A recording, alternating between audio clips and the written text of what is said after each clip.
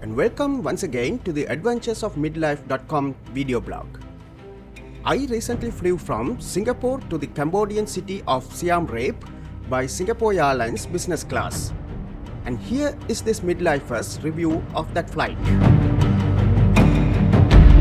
First, some background. I was in Singapore for just 2 days. I ended up there because I had taken the world's longest flight from JFK to Singapore operated by Singapore Airlines. My main destination though was Cambodia, where I was to stay for 10 days. My ticket was a one-way ticket from New York to Singapore and then from Singapore to Cambodia. I was flying using my loyalty points. I used 100,000 Alaska Rewards points and just over 87 Canadian dollars, which is about 63.50 USD for the New York to Singapore to Siem Reap one-way business class trip. I had booked this ticket almost a year ahead and that was a fantastic deal. The flight SQ166 from Singapore to Siem Reap was at 1:50 p.m. and I reached the Changi airport around 11:30 a.m. I had already done the online check-in, but still needed to go through the formality at the airport as I needed the luggage tag. The check-in at the business class counter was breeze, and then I passed through the immigration control. From there, I walked to the KrisFlyer lounge. I will write a separate post about the KrisFlyer lounge later. I left the lounge around 1 p.m. and reached the boarding gate 10 minutes later. Singapore is one of those countries where the security clearance is at the boarding gate. I boarded the plane shortly after 1 p.m. We left the gate just before 2 p.m. and 15 minutes later, we were airborne. Singapore Airlines uses a Boeing 737-8 MAX on this just over 2-hour flight route.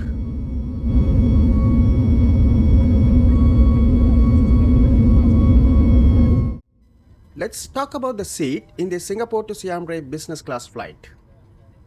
The business class has alternating 2/2 and 1/1 seating configuration. That is, the first and the third rows have 2 seats on either side of the aisle, while the second row has a single seat on either side of the aisle. This is a lie flat seat, which was somewhat surprising given that this is just a 2-hour flight. But I have been on such short flights with lie flat seats before. The seat was about 20 inches wide, which is very generous and had ample leg room. It was very comfortable and certainly the Singapore Airlines gives a lot of thought to making it cozy.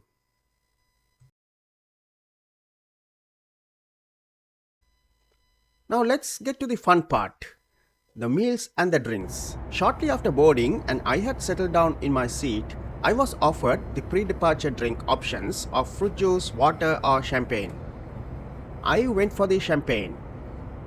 This is the NV Piper Hedisek Essential Extra Brut Champagne. And this is the same champagne I had during my flight SQ23 from JFK to Singapore.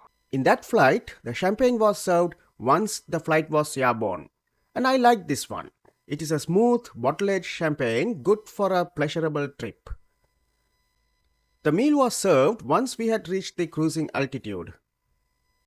Singapore Airlines offers what it calls Book the Cook feature. It allows the passenger to book their main meals online weeks earlier.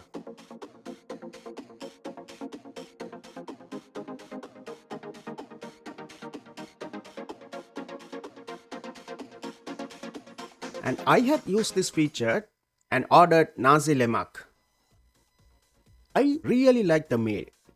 Considered by the Malaysians as a semi-national food, this fragrant rice cooked in coconut milk was accompanied by a mixture of spicy sambal prawns, an omelette wedge, grilled fish cakes, which is called otak, and the best part of all, fried anchovies.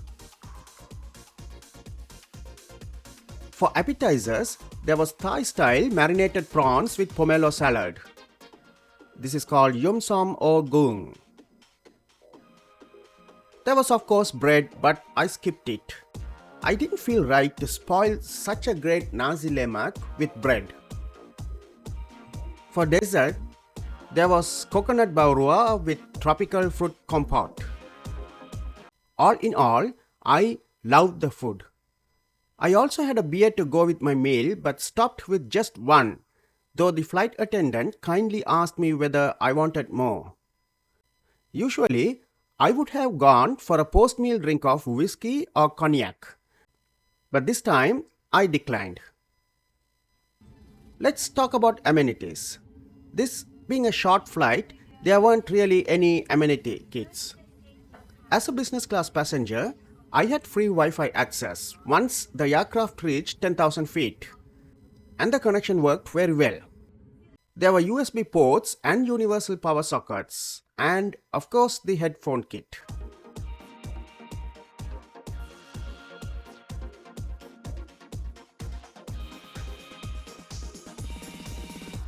The in-flight entertainment options are huge with Singapore Airlines, with movies of different languages: English, Chinese, European languages, the various Indian languages, etc. And then there were TV shows and news.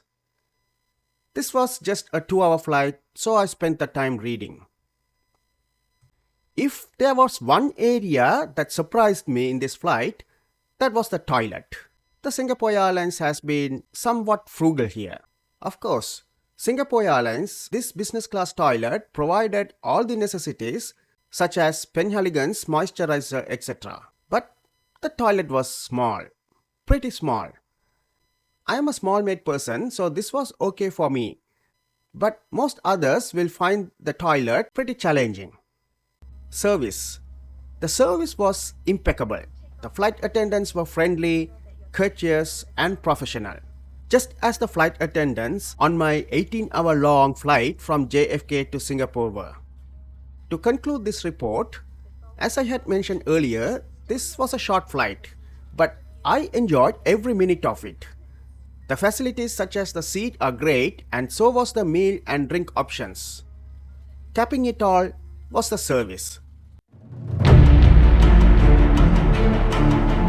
Well, that's it for this edition of the Adventures of Midlife.com video report. Here I talked about my adventure taking the business class flight from Singapore to the Cambodian city of Siem Reap.